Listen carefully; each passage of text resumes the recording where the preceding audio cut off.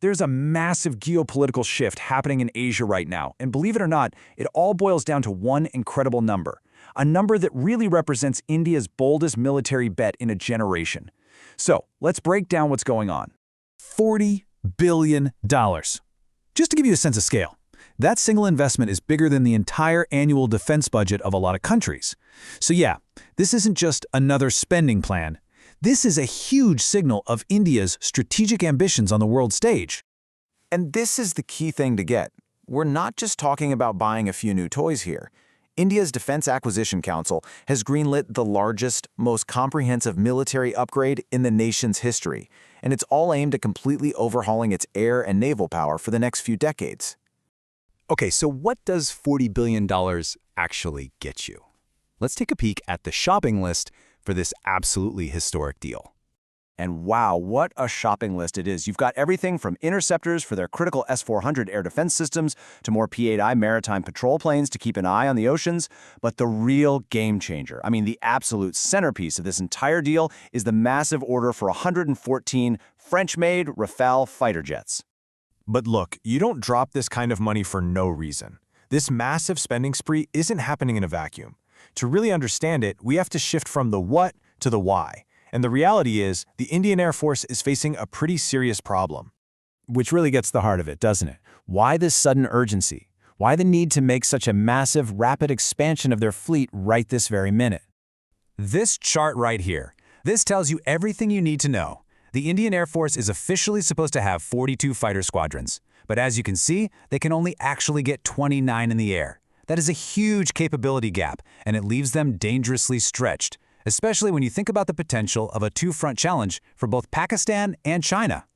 And get this, the problem is about to get a whole lot worse.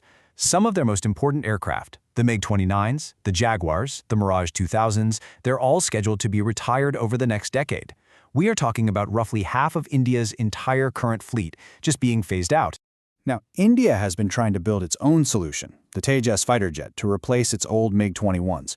But the program has been hitting some serious snags with delays and engine supply issues.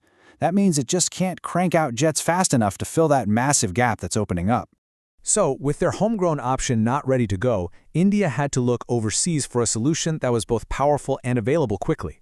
And that brings us to their weapon of choice, the French-made Rafale. And let me tell you, the Rafale is a beast. It's what they call a 4.5 generation fighter, and it's known for being incredibly versatile. You can load it up with everything from long-range Meteor air-to-air missiles for dogfights to Scalp cruise missiles that can strike deep inside enemy territory. Now here's a really crucial point that people often overlook. The Rafale isn't some brand new, unproven toy for India. The Air Force already flies 36 of them, and the Navy has another 26 on order for its aircraft carriers. Because they already know the jet inside and out, they can get these new ones integrated into the force super quickly, without all the training and logistical headaches of a totally new system. But this deal is about so much more than just buying planes. It's about building them. As this timeline shows, it's tied directly into India's Make in India policy. Sure, they'll buy the first batch directly from France, but the vast majority, 96 of them, will be assembled right there in India. It's a massive technology transfer meant to supercharge India's own defense industry. Of course, this decision has kicked off a huge debate. People are asking, why buy more 4.5 gen jets when there are newer 5th generation stealth fighters like the American F-35 or the Russian Su-57 out there? Well, it turns out it's a very calculated gamble. So let's break down the trade-offs. Sure, a 5th-gen fighter like the F-35 has amazing stealth, but it would be a massive headache to integrate with India's existing arsenal, which is mostly not American. The Russian Su-57 has its own questions, with a lot of experts doubting just how stealthy it really is. But the biggest factor? Cost. Both of those jets are so ridiculously expensive that India could only afford a handful, not nearly enough to fix their squadron gap. So when you put it all together, India's strategy is pretty clear, right? Instead of buying just a few super expensive 5th-gen jets, they're going for a much larger fleet of proven advanced Rafales right now. The idea is to plug the immediate gap while they bet on their own homegrown 5th-gen fighter, which they hope to have a prototype for by 2028. All right, let's zoom out for a second. What does this massive deal really signal to the rest of the world? What's the bigger picture here? And this is exactly why it matters so much. This table puts those numbers into some stark geopolitical context. With just 29 operational squadrons, India is almost matched by Pakistan and is way outnumbered by China's projected fleet. This deal, which could add up to 7 brand new squadrons of advanced fighters, is designed to fundamentally change that balance of power. You know, there's another really important shift happening here. For decades, India has been a huge customer for Russian military gear. This deal really deepens its strategic partnership with France, which means they're not as dependent on Russia and are building stronger ties with a major Western power.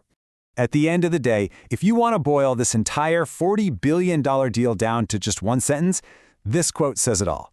It is a strategic push to modernize aging platforms and close combat readiness gaps. It's about getting capable, proven fighters into the air as fast as humanly possible. So it's a massive investment, a huge strategic pivot, and a bet on a proven workhorse over a next-generation promise. All of which leaves us with one final and really crucial question. Is this $40 billion bet the right move to secure India's future in an increasingly complicated world?